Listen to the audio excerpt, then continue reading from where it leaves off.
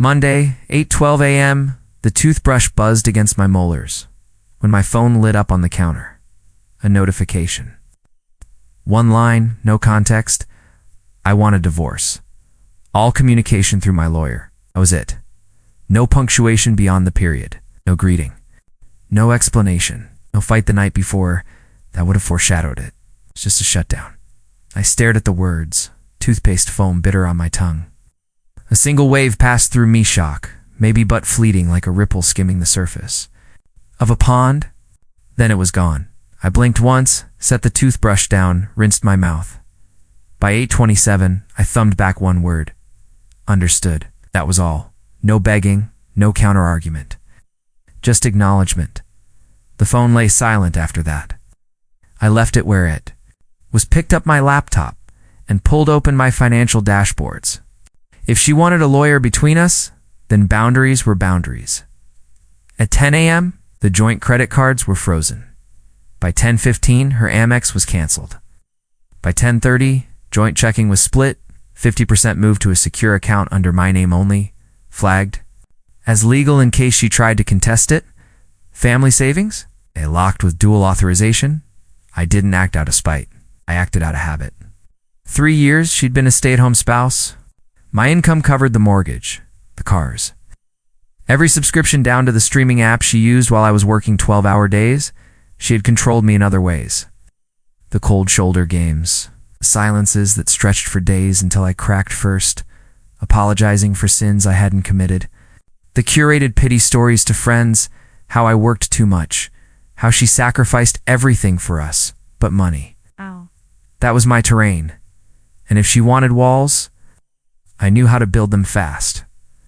By 11:43 a.m., I sent a second message. Your access to all shared financial accounts has been restricted pending legal division. Per your request, communication will now be through legal channels only. No venom, no flourish, just logistics. Then I made lunch, sandwich, an apple, ate it quietly at the kitchen table. For the first time in months, I chewed without a knot in my stomach. That afternoon, I retained a lawyer.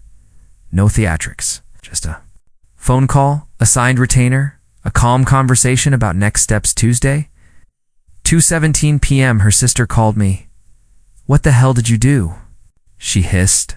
Her voice was sharp, urgent, the way someone sounds when they think they've caught you off balance. Excuse me? Said she, sobbing. Says you blindsided her financially. Says she can't even buy groceries. I waited a beat before answering. She requested a divorce in legal-only contact. I complied. Silence on her end. Then a bitter exhale. Click. By 6:45 p.m., the email arrived. Subject line: urgent spousal financial interference. Her lawyer threatened to file an emergency motion, reinstating her financial access. He accused me of financial abuse. No. I replied within the hour, attaching transaction logs. Every cent, every date. The grocery deliveries I'd scheduled, the utility bills paid in advance, the gas tank full, the car in her name. I attached a screenshot of her text. All communication through my lawyer. I copied my lawyer. He responded in one line. Smart. Move, stay the course. That night, I slept 8 hours straight. It's the first time in months. Wednesday, 11:22 a.m., her lawyer tried again. This time, they wanted temporary support. She has no access to groceries, he argued. She's trapped financially. I provided evidence photographs of grocery bags delivered to the doorstep that very morning, time-stamped. She had food, water, shelter, Wi-Fi, gas. She lacked only the endless stream of discretionary money she once wielded like a toy that was not trapped. That was called reality. Thursday, 9:03 a.m., a mutual acquaintance messaged me on social media. You're being cruel, she typed. She says you're punishing her, I replied with one sentence. She asked to speak through lawyers. I'm respecting her boundaries. Seen no reply. Friday, 10:47, .m.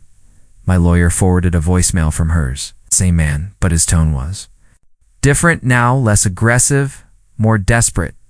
Please have your client contact me directly. We need to revisit temporary support and discuss cooperative negotiation. I'd prefer to avoid escalation. The same lawyer who had threatened me with financial abuse 3 days earlier was now asking for cooperation. Why? Because she hadn't anticipated the full consequences of her move. She thought I'd rage, or crawl, or beg. She thought she could starve me of emotional oxygen while still feeding on financial security. But I didn't rage. I executed. And she had no plan for that. 2 weeks later, it's the preliminary hearing, she asked for $6,000 per month in temporary support. Her lawyer argued lifestyle maintenance. That phrase almost made me laugh in the courtroom, but I kept my face still. My lawyer handed over the spreadsheet. Line by line, mortgage, utilities, food, car, insurance, my income, my savings, the freeze timing, the divorce text. The judge leaned back, scanning. Then he asked, "Was this divorce communicated clearly in advance?" Her lawyer stammered, mumbled, "About emotional incompatibility." The judge's eyes narrowed. So she severed communication unilaterally, then expected continued financial entanglement. Silence. Motion denied. Support capped at $1,500. Her face flushed crimson. Her lawyer's mouth opened, then closed again. My lawyer leaned close and whispered that was surgical. I didn't smile. But inside I felt the precise click of a lock opening, the weeks blurred. Papers signed, assets divided. By the 3rd month, the divorce was finalized, 60-40 split. I kept the house. She moved in with her sister. The car stayed in her name, but she took the payments. I didn't fight for custody of the dog. She needed someone to cling to. People asked me later if I felt cold, if I regretted cutting things that fast. No, I'd given too. Many chances before that text. I remembered nights when she turned her back to me in bed for weeks at a time, rationing. Affection like a weapon. I remembered dinner parties where she smiled at our friends while slicing me open with subtle digs under the table. I remembered standing in the driveway at 2 a.m., car keys in my hand, wondering if I should leave, but staying because I hoped. She'd change. She knew exactly what she was doing with that message. She wanted control. She wanted me off balance, begging, broken. Instead, I gave her exactly what she asked for: silence, logistics, legality.